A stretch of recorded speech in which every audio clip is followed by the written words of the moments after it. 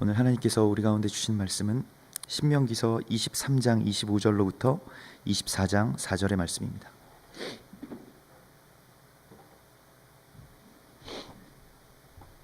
신명기 23장 25절에서 24장 4절의 말씀입니다.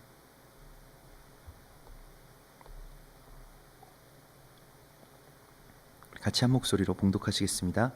내 이웃의 곡식밭에 들어갈 때에는 내가 손으로 그 이삭을 따도 되느니라. 그러나 내 이웃의 곡식밭에 낫을 대지는 말지니라.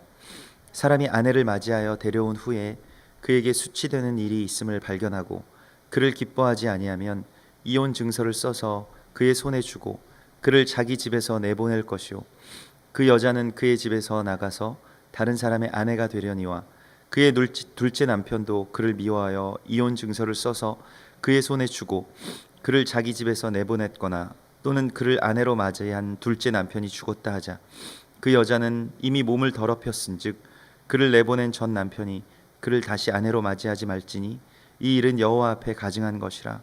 너는 내 하나님 여호와께서 내게 기업으로 주시는 땅을 범죄하게 하지 말지니라. 아멘. 하나님께서는 이번 주에 기택제 곧 내가 그 약속의 땅을 향해서 나아갈 때에 그곳에 들어가게 될 때에라고 하는 말씀으로 그 거룩한 땅 또 거룩한 그 하나님의 시간 가운데 또 하나님의 땅 가운데로 들어가는 우리에게 어떤 규례들을 주십니다. 그래서 우리가 정결하게 하고 또한 주님의 신부로 그 앞에 나아갈 수 있도록 또한 그 땅에 거룩한 하나님의 백성으로 살아갈 수 있는 그러한 규례들을 계속해서 주시는데요.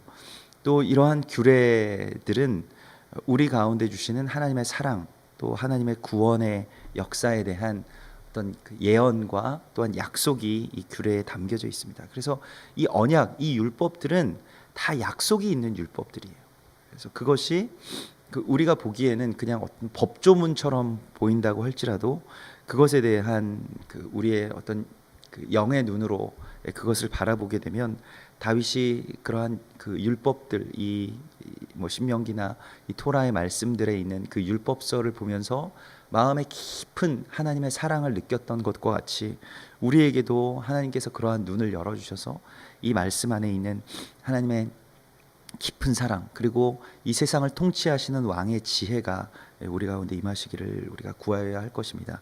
오늘 그 처음의 말씀은 내 이웃의 곡식밭에 들어갈 때에 내가 손으로 이삭을 따도 된다라고 말씀하시면서 가난한 자들에 대해서 모든 곡식밭을 열어주시는 그 주님을 보게 됩니다. 그리고 정말로 배고파서 가난한 자들 그냥 어떠한 뭐 다른 것을 살 돈이 없는 자들보다 무엇보다도 그 먹을 것이 해결이 되지 않는 그 가난한 자들에게 이 곡식밭의 이삭들을 다 손으로 딸 수 있는 권세를 합법적으로 부여해 주시는 우리 주님을 보게 됩니다. 예수님도 그 안식일에 제자들이 밀 이삭을 그 손으로 따먹은 것 때문에 바리새인들에게 큰 비난을 받기도 하셨는데요. 그와 같이 이스라엘 백성들에게 있어서 바로 이 신명기서의 오늘 23장의 규례는 배고픈 사람들이 없게 하는 그러니까 곡식밭에 그러한 임자들이 그러한 그 자들을 그 직접 자신이 다 수확한 것으로 도와주는 것은 그 없는 사람들이 도움을 받는 것에 있어서는 굉장히 또한 수치심들이 있죠. 그리고 그러한 일들에 대해서 그 받아들이는 입장에서도 그것이 물론 자신에게 고마운 일이긴 합니다만은 그러나 누군가에게 도움을 받으면서 내가 먹고 살아야 된다라고 하는 것 자체가 또 굉장히 어려운 일이 될 것입니다. 그래서 특별히 이 구제에 대하여서는 하나님께서 말씀하신 것은 그것은 그 사람들을 돕는 것이라기보다는 나에게 꾸어주는 것이다. 이게 잠언에서 이렇게 말씀하시고 그 가난한 자들 또 특별히 배고픈 자들이 없도록 주님께서 이 이삭을 그렇게 딸 수 있게 개방하라고 말씀하십니다. 그러나 또한 그것을 이용해서 그것을 악용해서 그곳에 낫을 가지고 들어가서 그 다른 사람의 밭을 수확하는 것 그러니까 자신의 어떤 가난함을 또한 이용해서 또한 자신의 가난한 처지를 악용해서 그러한 그 정당한 그 소유물을 빼앗아 오는 것에 대해서 주님께서 금지하고 있는 것을 보게 됩니다. 그래서 오늘날의 부의 분배에 대하여서 또한 여러 가지 이야기들이 있고 여러 가지 이론들이 있고 가난한 자들의 편에 서야 된다, 또는 부자들도 정당한 그 부를 빼앗겨서는 안 된다, 이러한 그 지혜들을 구하고 있는 그런 시기입니다만은,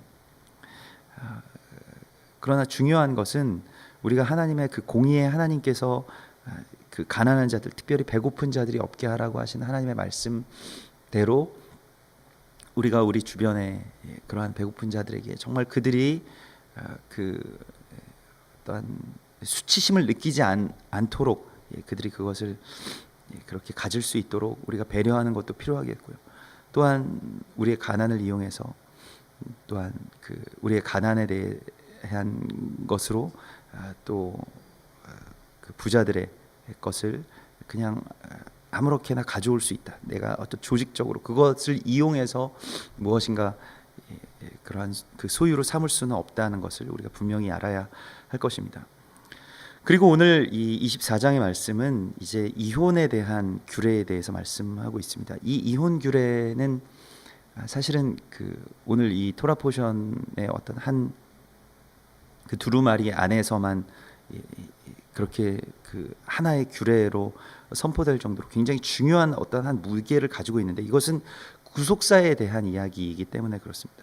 그래서 사람이 아내를 맞이하여 데려온 후에 그에게 수치되는 일이 있음을 발견하고 그를 기뻐하지 않으면, 이 수치되는 일은 주로 어떤 간음한 것, 그러니까 남편 외에 다른 어떠한 그 남자와 행음한 일이 바로 수치되는 일이 되겠습니다. 그래서 그를 기뻐하지 아니하면 이혼 증서를 써서 그의 손에 주고 그를 자기 집에서 내보내라고 말씀하시죠. 근데 기본적으로 이 성경에서 특별히 이 토라의 말씀 가운데서 이혼은, 그래서 뭐 그 이혼이 합법적으로 이것이 인정되는 것인 것처럼, 그래서 이혼이라고 하는 것이 그냥 또 그 어떤 정당한 사유가 있으면 언제나 하는 것인 것처럼 우리가 이것을 오해할 수가 있지만은, 이것은 그것에 대한 말씀이 아니고 이혼에 대한 어떤 기본적인 성경의 틀은 무엇이냐면 말라기서 2장 14절에 이렇게 말씀하십니다. 너는 내가 어려서 맞이한 아내 사이에 여호와께서 증인이 되기 때문에 그는 내 짝이요 너와 서약한 아내로다, 이렇게 말씀하십니다. 그래서 무엇이냐면 그 결혼의 어떤 증인이 바로 하나님이시라는 것을, 우리가 하나님 앞에서 결혼을 하기 때문에 결혼의 증인은 하나님이시고, 또 하나님께서 짝지어 주신 것을 너희가 함부로 나누지 못할 것이다 라고 말씀하시면서 결혼 자체에 대해서 그 성경과 또한 그 하나님께서 말씀하시는 것은 그것을 우리가 함부로 나눌 수 없다, 하나님 앞에서 한 서약이고 언약이기 때문에 그것을 나누는 것은 불가하다라고 이렇게 말씀하십니다. 그 사내들인 공의회 문서에 따르면 누구든지 자기 아내와 이혼하면 하나님의 제단도 눈물을 흘린다라고 그렇게 그 정하고 있습니다. 그래서 이혼의 규례에 대하여서 뭐 오늘날에도 뭐 30% 이상 되는 그런 그 결혼의 커플들이 그 이혼을 하고 있는 그런 시대 가운데 우리가 살아가고 있는데요. 이것은 어떤 이것이 물론 현실이긴 합니다만은, 그러나 성경에서 말씀하고 있는 어떤 이혼이라고 하는 것은 우리가 그 하나님께서 증인 되신 그 언약을 우리가 그것을 나눌 수 없다라고 하는 것이 어떤 기본적인 그러한 그 의미인 것을, 또한 그러한 자세인 것을 우리가 알아야 합니다. 그러나 오늘 여기서 이혼 증서를 쓴다라고 하는 것은 무엇일까요? 그 흔히 이제 히브리인들에게는 이거 이혼 증서를 이제 get이라고 하는 그 아카더를 쓰는데요. 그것은 법원 용어들이 그 대부분 아카더로 이렇게 이루어져 있기 때문입니다. 그 바벨론이나 예전에 그곳에 쓰던 그런 언어들로 되어 있기 때문에 이것을 get이라고 하는데, 오늘 이 본문에서는 이제 히브리어로 세페르라고 하고, 이것은 그 법원에서 나오는 발부장, 뭐 영장이라고 그렇게 표현할 수 있겠습니다. 그러니까 그 법적인 효력을 갖는 문서라는 뜻을 가지고 있고요. 이 결혼이라고 하는 것이 법적으로 계약한 것이기 때문에 이것을 다시 법적으로 이 어떠한 영장이 있어야만, 법원에서 발부한 어떠한 그 문서가 있어야지만이 이것을 무효화할 수 있다. 그래서 이것은 그냥 어떤 쌍방의 당사자의, 이 결혼이라고 하는 것은 당사자끼리의 이야기가 아니고 뭐 오늘날의 현대법도 그러합니다만은 법적인 어떤 효력을 가지고 있는 유일한 관계이기 때문에 이것이 그 사람과 나와의 어떤 계약의 관계이기 때문에 이것을 파약하려면 또한 법원의 결정이 있어야 된다라는 것입니다. 그래서 반드시 이것을 이제 손으로 쓰게 되어 있었고요. 왜냐하면 이 세페르라고 하는 것은 서기관이 그 손으로 쓰게 되어 있었고, 뭐 등사에서 이것을 복사본을 만들지 못하도록 서기관, 법정의 서기관이 이것을 쓰게 되어 있었습니다. 그리고 그것이 이 이혼이 정당한지 아닌지를 이렇게 판결하는 그 법원의 최종적인 결정이 있어야만 이것이 발부되게 되어 있습니다. 결혼을 할 때도 이 케투바라고 하는 그 결혼 계약서를 쓰게 되는데요. 이 결혼 계약서가 파기되었음을 그렇게 선포하는 것은 또한 법원의 일들이었습니다. 훗날에는 이러한 그 계약서를, 로마 시대에는 이 공의회에서 발행한 이 계약서, 특별히 이혼 계약서와 같은 것을 이제 몇 조각으로 나누어서 이제 발부하기도 하였는데요.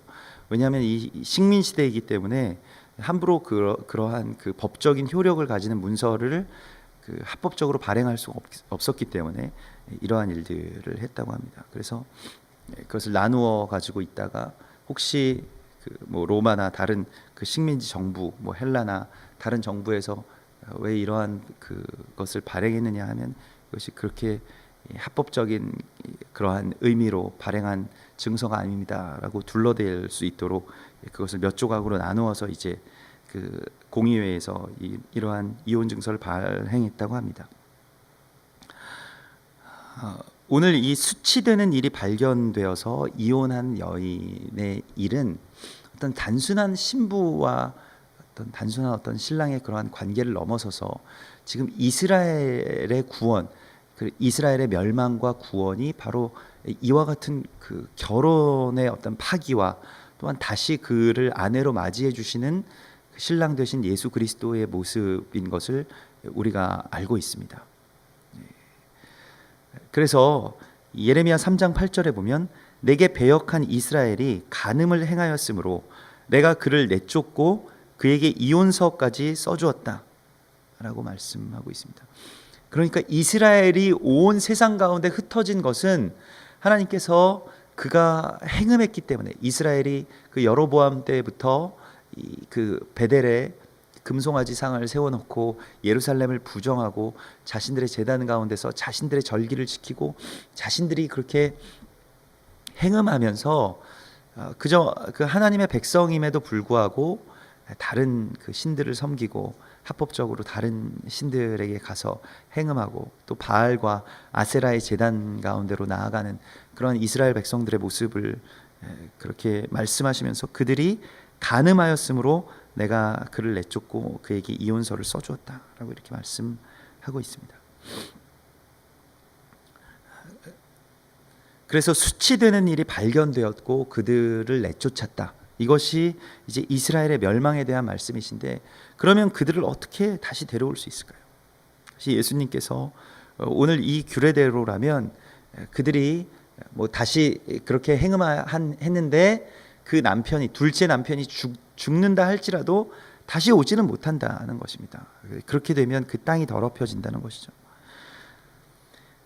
요한복음 8장에서 우리가 간음한 여인을 만나게 되는데요. 그 간음한 여인에 대하여서 돌로 치려고 하는 사람들에게 너희가 죄 없는 자는, 누구든지 죄 없는 자는 이 여인을 치라고 말씀하시면서 우리 모두가 다 그런 간음한 여인의 죄를 지은 자라는 것을 주님께서 간접적으로 우리 가운데 말씀하십니다. 그리고 그들 모두가 무엇인가 예수님께서 손으로 땅에 쓰시는 것을 보고 다 돌이켜서 이제 집으로 그렇게 돌아가게 되죠.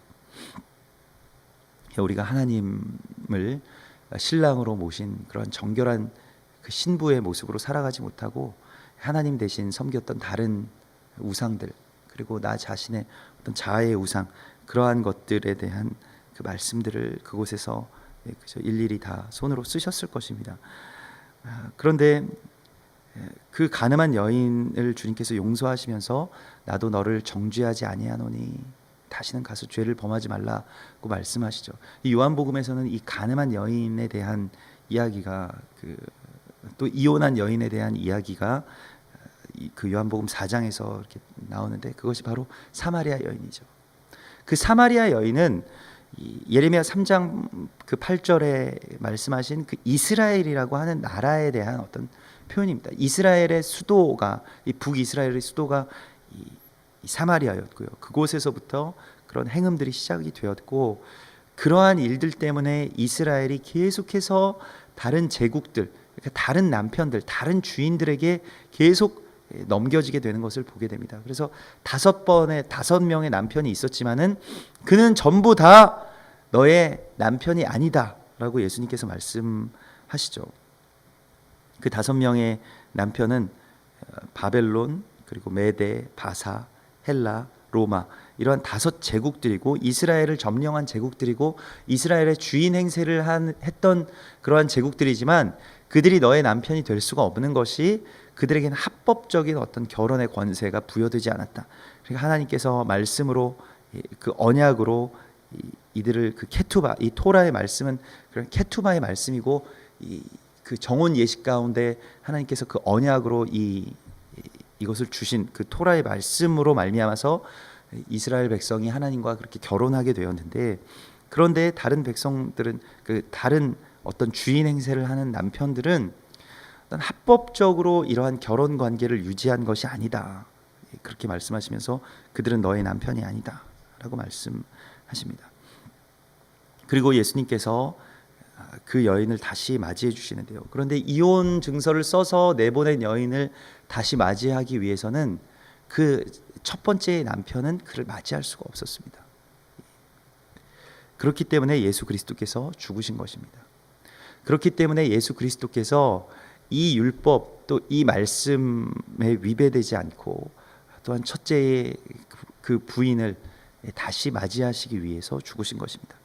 로마서 7장 2절에서 남편 있는 여인이 그 남편 생전에는 법으로 그에게 매인바 되나 만일 그 남편이 죽으면 남편의 법에서 벗어나느니라.